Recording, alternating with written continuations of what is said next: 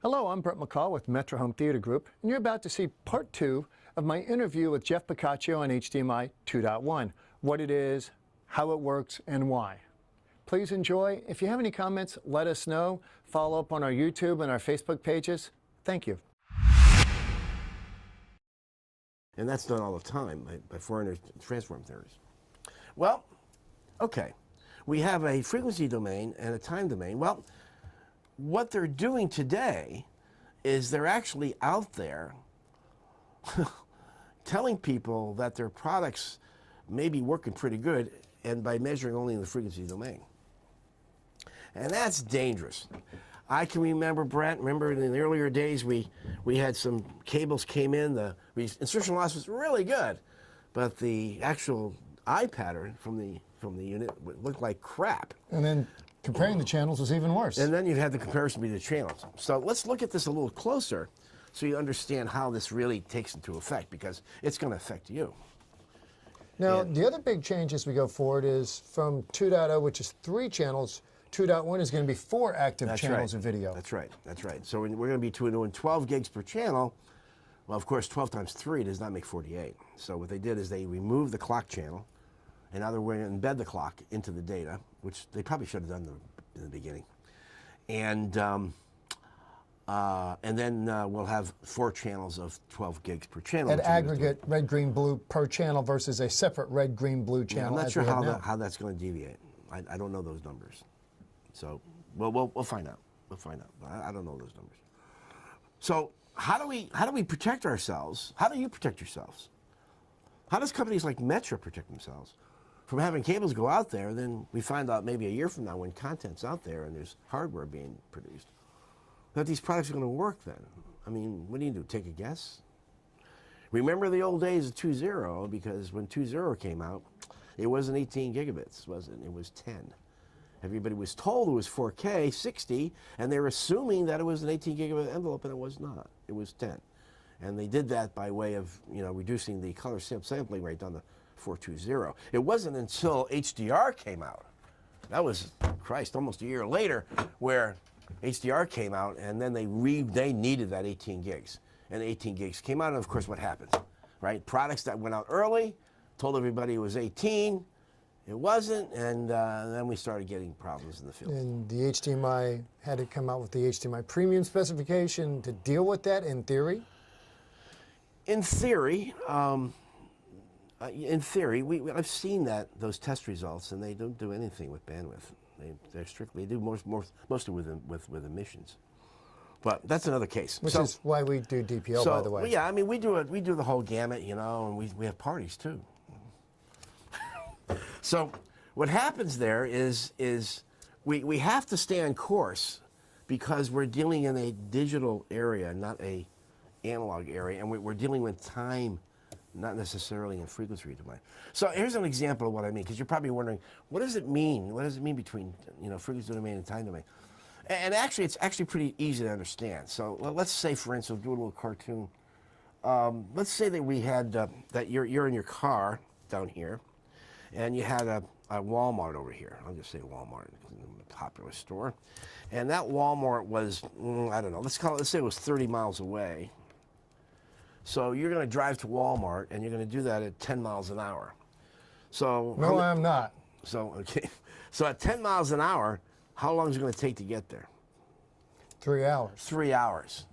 Okay, so that's good. So we know that our speed is going to be at 30 miles an hour. We know our distance, it's 3 miles. So we know that 30 miles. 30 miles, I'm sorry. Thank you, Brent. So we know that these are the 2 attributes that make up that frequency domain. But what you have to look at is what happens after the first hour, say.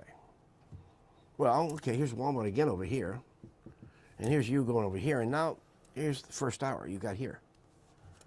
And then maybe the second hour you got here, and then the third hour you got here. Well, none of this comes into here. So it's kind of like if you're driving along and there was a real bumpy road, or people kept spitting on your windshield or something like that. Your ride wasn't comfortable all the way. Maybe part of the way, but not all the way. We would never know that in the frequency domain. we would only know that you eventually got there after 3 hours. But in the time domain, the rules change because now we know exactly what's happening throughout the entire time period of the transmission line. And we can take a picture of that, and we do that with an eye pattern. And those eye patterns are gold, and that's how you tell how good they are. So we can look at eye patterns and detect errors and jitter and noise, but we can't necessarily know all that in the frequency domain. We have to do it in the time domain. And we've known this for years. And now we're going into 48 gigabits, which is even more important to do and stay with, on direction, on track with time domain. So until they get to a time domain measurement, all of this is all wet, I mean, in our opinion. I mean, we've been there, we've seen this. And anybody who takes that risk is nuts because you're literally putting yourself in harm's way after the transition takes place, in our opinion. So, you know, you want to make sure that you look at what they say, because a lot of times, a lot of the advertising won't really say 2.1, will they, Brad? They'll say something I've like, seen actually. Have you really? Oh, yeah. Oh, that's real we bad. got 2.1 cables. Oh, that's real bad. And from reputable companies. Yeah, I mean, that's bad because, you know, you're going to trust them and you're going to go buy them and you're going to tell your customers that, you know, they got 8K and da-da-da-da. And you find out later on that, you know, you really don't. And then you got to figure out the fact that you're lucky to go 2 or 3 meters with it.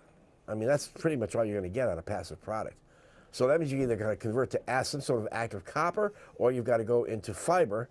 And of course, at 1 and 2 meter fibers, well, that gets pretty pricey at that point. So you got to really judge and decide how you want to handle this long-term expansion of the interface. I saw something this past week which concerns me, and you and I touched on it briefly, that the HDMI 2.0 standard might be renamed to 2.1 TMDS. You know, we hear something, you know, the stuff comes out all the time.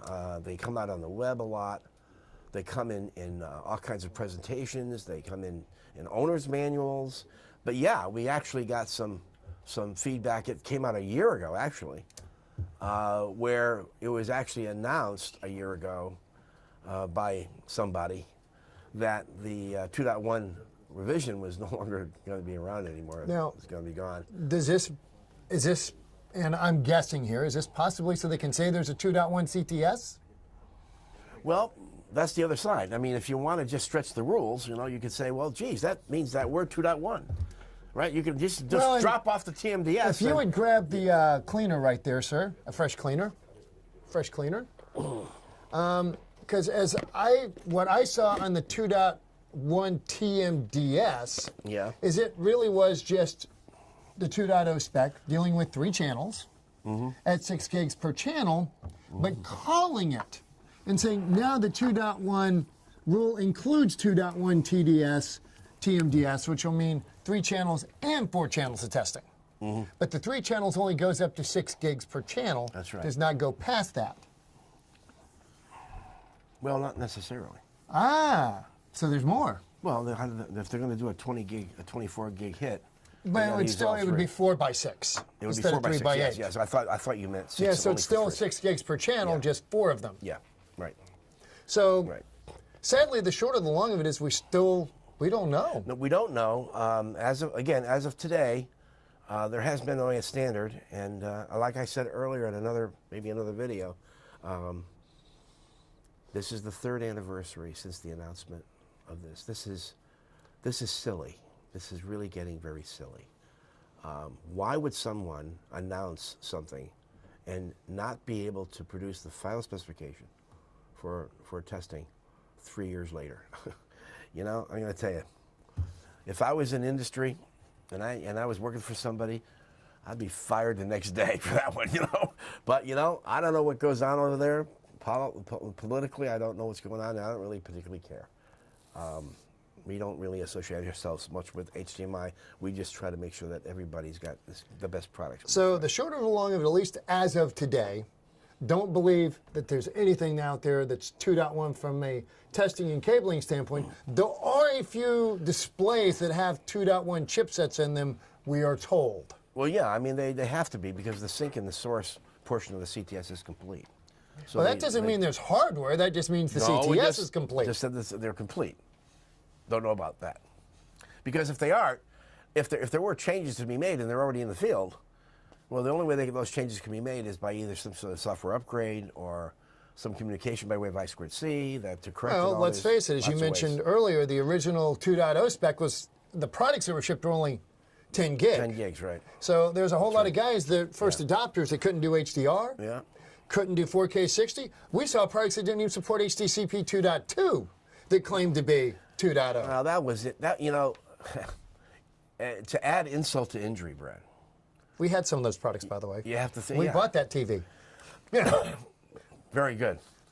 And media server. But to add insult to injury, we had going to China and you visit these manufacturers. Well, their form of testing basically is they plug the cable into a TV.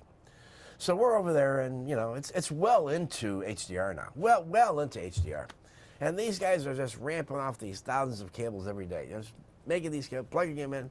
I think I must have saw Toy Story 50 times, and they're just plugging this in and out.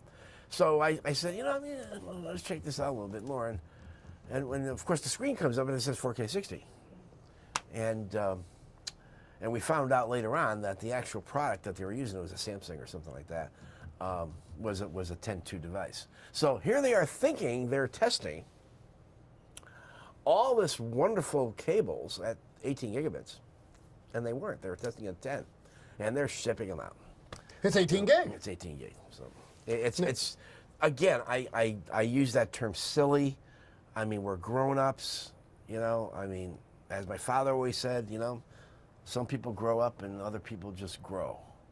And I'm seeing that. They're just not acting the part. And one of the things, at least for Metra Home Theater and Ethereal, has been using the DPL Labs since the beginning. Yeah. Because we want to make sure that at least what we tell the dealers, what the dealers tell their consumers, is validatable.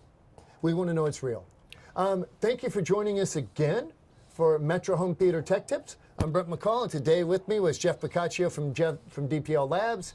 I kicked Adam out of this one because I had Jeff today, so thanks for coming in. You're welcome. Always good being here. Looking forward to seeing you again, Jeff. Yep. Join us again for another Metra Home Theater Tech Tips. Goodbye.